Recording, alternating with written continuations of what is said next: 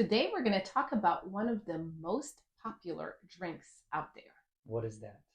Diet Coke. Why do people love Diet Coke? What do you think one of the first reasons is?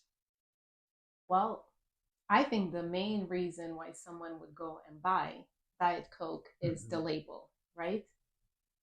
It's sugar free and low calories, Sounds like a perfect right? combination. Yeah. So why not enjoy it? Especially on a hot summer day, you could be out there and the sweet, sparkling drink may just hit the right spot, right? Question to you: why keep going back to that drink? That is the question, right? They keep saying that it's so highly addicting. Right. That is a fact. Some people may feel that they just can't start the day without it, Right. Or have can't it function with lunch, without it. after lunch, a few Yes, times during the day. Yeah. yes. I worked in the past, I had coworkers Hmm. who just started the day with a Diet Coke and then had to have it after lunch to keep going, right? So why? Why is that? So what do we come to find out? Two main ingredients, right? Two main things that are Right, added. right, So number one is caffeine. right. I think a lot of people don't even know that it has caffeine. I don't think Um, so. but it does have about 40, 46 milligrams per can. yes. So if you have a few of those per day, you're definitely well over 1 to 200 milligrams of caffeine a day. So that's one thing. But we already did a We did a video video on, yes, on on caffeine. caffeine. Yeah. Yeah, we labeled it as coffee because that's what we were drinking. Right, right. However, it is about caffeine. But today, what we're going to focus on is The aspartame, second ingredient, right? Mhm. That's addicting. which is Aspartame. Yeah. Yeah. I know it sounds like a new name to some, but you might have tasted it before in NutraSweet or Right. what's the second one? Equal, I Mhm. believe. Yeah. And it's found in so many foods out there. I was surprised. Same. I was surprised in how many non-diet sodas we found in Yeah, it. because at first I thought it was just found in sugar-free Mhm. drinks. Like labeled Right. sugar-free, yeah. But then if you're to start looking into it, it's found even in some yogurt, in Breakfast cereals, cereals. gum, jello. Mhm. It is found in One of the biggest surprises for me was that it's found in like the chewable vitamins. yes. So you're taking vitamins Yep. to benefit yourself, to benefit your body, right? Yep. But you have this little thing lingering in there. And you're thinking it might not be a big deal, right? Yeah. Even now, as we're filming this video here, you're thinking, yeah, I heard Diet Coke is bad, but I could be doing worse things in life. And, the question is, really? Yeah. Because we did look at a brain scan. We did. Of a effect of sugar, real sugar, on your brain. Sure. Versus cocaine. That drastic, yes. It's what, literally sugar versus cocaine. And what does it look like? I can't tell the difference. It looks like you're getting with the what same lights up, same effect on the brain of sugar and cocaine. And so let's hold it one moment. So if that's sugar and cocaine, right? Sugar is actually healthier than this alternative sweetener. For sure. Raw cane sugar, right, is way healthier than this. Aspartame, because aspartame is 200 times sweeter. Yes, so that's two zeros, right? Sugar. 200 times. So if you look at this image, would you be getting 200 That's times a good question. More? That's a good question. 200, I can't even fathom that. 200 times insane. Sweeter, and it's a chemical additive. It's man-made. It's not a natural anything. No. Yeah. But it is advertised as a healthier choice. But it's a chemical that's really affecting a lot of things in your body. And getting you addicted to whatever food, substance, drink, or meal, or cereal, or whatever. Just addicted to the reward that your brain is getting. Yes. So you may think, oh, I can't wait to drink it because it tastes good. It does not taste good. No.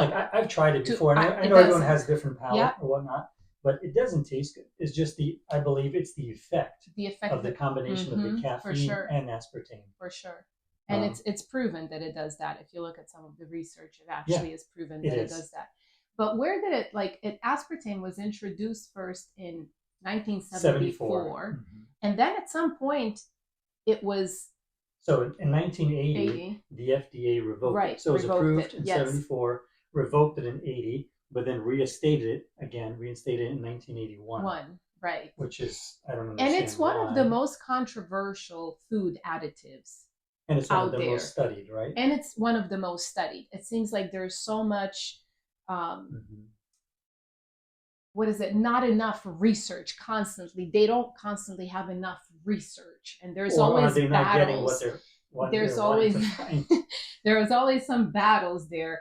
But yeah, there's over 100 governmental groups that have researched aspartame, and they all said that it's safe for human consumption. And based on the research that we are reading, and you guys can read also in the article below, we don't agree with that. We disagree with that. Yes. Absolutely disagree with that. With all the effects, we don't want to put together a 1 hour long video, right? But we easily could, for sure, depending on how deep you want to dive on. For sure. So, based on that image that we said we compared of sugar and the cocaine, and we couldn't tell, is it crazy to question, is the aspartame actually having a worse effect on the brain than actual cocaine? Like, I don't know the answer to that, but just to think about, if you can't tell a difference based on activity on the, I think it's an MRI imaging, if you can't tell between regular sugar and cocaine, what is this 200 times the amount of sweetener doing to the brain? And there are some studies out there, we're not going to go into them right now, but there are some studies on these artificial sweeteners that are out there. And they've done some, I think it's the National Institute of Health that was doing some extensive studies. And you would be surprised what the results of some of those studies are. Yeah, maybe we'll dive into that. We'll dive into it another time. But it's a whole world of information out there. For sure. So let's talk about some of the specific side effects. Yeah. One of the most obvious, or should I say visual side effects, right? Because a lot of things that are not good for you, you don't see. Right. What's happening inside. But physically speaking, is simply belly fat. Belly fat. Yeah. Who wants that? Yeah. And it's interesting that it comes from a diet drink. So it's having the opposite effect on what it's intended supposedly to be sold for, right? So yeah, you have the fat just accumulates in the muscle tissue, the visceral tissue, like in your abdominal area and everywhere, and that's why it kind of just collects. And so if you're a Diet Coke drinker and you are going to the gym, you're watching what you eat, and you're pushing hard, you're working on your abs, and you're not getting the results, this could very well be why. Yeah, for sure. And there's also, I think it says that it's tied into like facial accumulation of fat as well. And I know, maybe that's not something that stood out to you, but to us ladies, like maybe cute when you're little. But... So a few other things that you may not see but deal with are headaches. Yeah. Even go as far as migraines too. Yeah. Learning problems. Yeah. That surprised me. Insomnia, anxiety, depression, tied to all of that. Irritability. Yeah. All the way as far as even cancer. For sure. Cancers. Yep. There is a international organization that has it on their cancer research, international cancer, that has it on their list as a possible carcinogen. For sure, yes. And I believe the WHO also mentions it as well out there. So it's definitely dangerous, but it's a lot more than we thought when you start digging in. And like Marco said, like almost no end. Yeah, there's no end. But those are the side effects. When you look at what it does, aspartame, it inhibits the production of norepinephrine, dopamine, and serotonin. Right. Why are these important? So they're critical in fundamental brain functioning. So even in your bodily movements, your thought processes, the way your brain literally functions. Yeah. Never mind it influencing thought patterns, behavioral patterns, but it's so important in the fundamental, just the overall functioning of the brain. Yeah. Just thinking about that, it sounds insane. It sounds insane. So in other words, you're saying that, but you could also say that then aspartame prevents you from experiencing happiness and pleasure. Because those chemical dopamine messengers, and serotonin, they're responsible for that. Yeah. But then that's all tied into the production of melatonin as well. So now you've got insomnia, all tied in, all working together. Can you believe all that coming from like one can? And you're thinking, oh, it's not so bad. Yeah. You know? But it could be causing all of these problems. Absolutely. It causes mood swings and irritability too. So it actually increases the cortisol levels, which is known as a stress hormone, right? Yeah. So so not only does it decrease the production of the feel good, happy, kind of relaxing hormones, but it increases the other ones that you don't want increased, namely cortisol. Cortisol. Right? It also, what I found it even more troubling is that it produces free radicals. Wow. You do not want any extra free radicals in your body. So the free radicals, it damages cells. It causes all types of disease. It's an inflammatory. It starts this whole world of just havoc, right? And aging. Now who wants that? Yeah. Nobody wants to age faster. Right, exactly. I mean, it sounds terrible because it really is terrible. That's insane. And I think we're starting to come across all of this because it's relatively new, right? Yeah. So it was reapproved or reinstated back in the early 80s. Yes. And I think that's playing a huge role. Yep. After how many years of it just being cultural norm. And they're always fighting about this. It's just, you know. So what it's being advertised as, like a diet drink, is actually having the opposite effect. Let alone the mental issues that it could be causing. Yeah, I would definitely, when it comes to labels on any foods, when it says diet or zero sugar, I would definitely not buy it. What that means, and you know it's sweet. Yeah. What that means is it's sweetened artificially, and you don't want artificial chemicals in your body.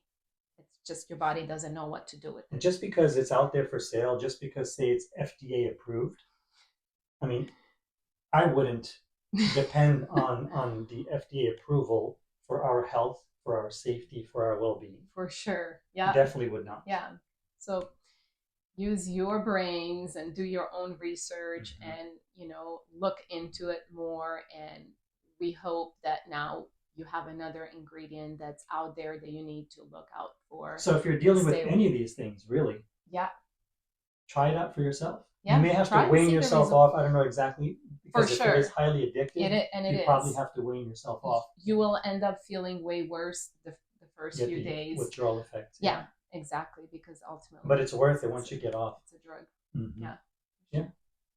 So we hope this blesses you guys, and if you got any questions, post them below. Or any takeaways, let us know what your takeaway was. Your experiences. Yeah. And we will see you guys on the next episode of Healthy Family Talks. Ciao. Take care.